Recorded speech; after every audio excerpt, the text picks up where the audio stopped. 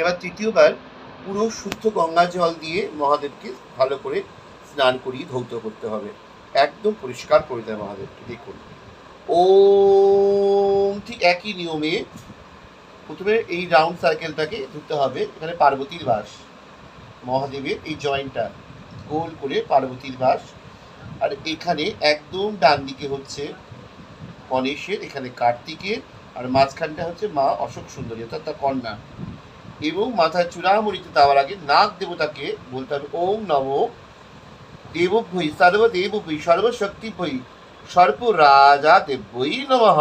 তারপরে বলতে হবে ওম পশুপতয়ে নমঃ, ওং ত্র্যম্বকম যজামহে সুগন্ধিং পুষ্টিবর্ধনম উর্বারুকমি বন্ধনান মৃত্যুমুক্ষ্য নমামৃতাৎ ভূর্ভুবঃ স্বর্ণজ্যোং সাহং ওং। ওং নমঃ শিবায়, ওং নমঃ শিবায়, ওং নমঃ শিবায়। তারপর বলতে হবে নন্দী মহারাজা।